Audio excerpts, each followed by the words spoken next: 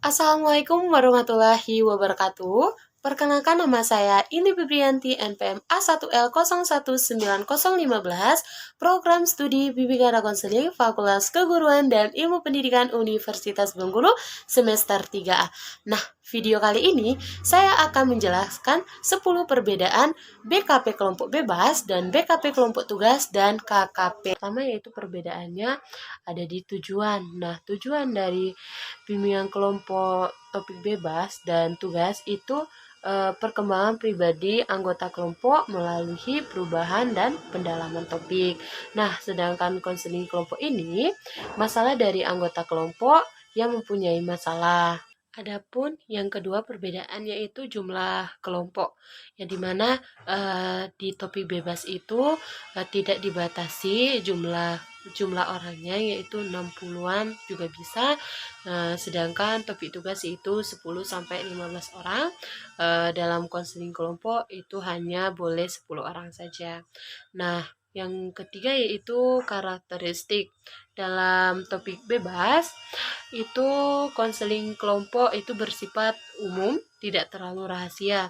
Sedangkan topik konseling dalam konseling kelompok itu sifatnya rahasia, tidak boleh kita mengumbar apa permasalahan yang sedang kita bicarakan dalam konseling kelompok. Nah, yang keempat yaitu peran anggota kelompok. Dalam topik tugas itu anggota hanya menerima informasi, sedangkan dalam topik bimbingan kelompok bebas itu anggota harus aktif. Nah, sedangkan konseling kelompok itu semua harus terlibat aktif dalam pelaksanaan konseling kelompok supaya bisa terselesaikan permasalahan yang sedang dibahas dalam bimbingan kelompok konseling kelompok ini. Nah, yang selanjutnya yaitu format kegiatan. Yang kelima yaitu format dalam topik bimbingan kelompok tugas itu lebih luas, sedangkan topik bebas itu relatif kecil.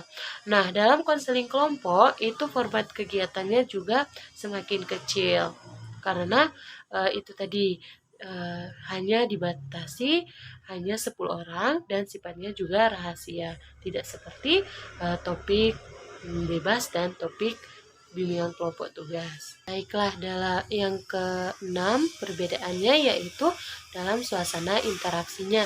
Nah, sedangkan dalam topik tugas itu suasana interaksinya itu monolog dan dialog. Nah, sedangkan topik bebas itu mengikuti arah melibatkan aspek kognitif, sedangkan saat konseling kelompok itu lebih mengentaskan permasalahan yang sedang dibahas dalam konseling kelompok ini. Nah, yang ketujuh yaitu lama frekuensi kegiatan. Nah, dalam frekuensi kegiatan bimbingan kelompok tugas itu kegiatan akan berakhir apabila informasi sudah disampaikan oleh guru BK. Nah, sedangkan topik bimbingan konseling bebas itu kegiatannya berkembang sesuai perubahan dan pendalaman topik, sedangkan konseling kelompok itu sampai perkembangan kegiatan berkembang sesuai perubahan dan pendalaman topik dan harus kita mengentaskan permasalahannya. Nah, yang ke-8 yaitu evaluasi. Nah, adapun dalam bimbingan kelompok topik tugas itu tidak perlu kita dievaluasi. Nah, sedangkan di topik bebas itu harus kita evaluasi, baik itu evaluasi proses, isi, dan dampaknya.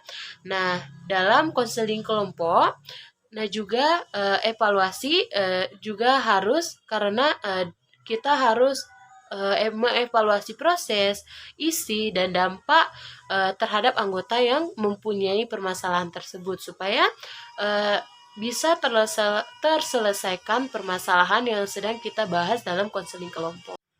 Dalam perbedaan yang kesembilan yaitu dalam pelaksanaan. Dalam bimbingan kelompok topik tugas itu bisa dari guru pembimbing, bisa juga dari narasumber.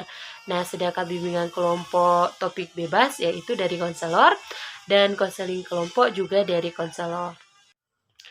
Nah, adapun perbedaan yang ke-10, yaitu yang terakhir, di mana di sini asas, di mana bimbingan kelompok topik bebas dan topik tugas itu yang diutamakan yaitu asas kesukarelaan, tidak ada asas tidak ada asas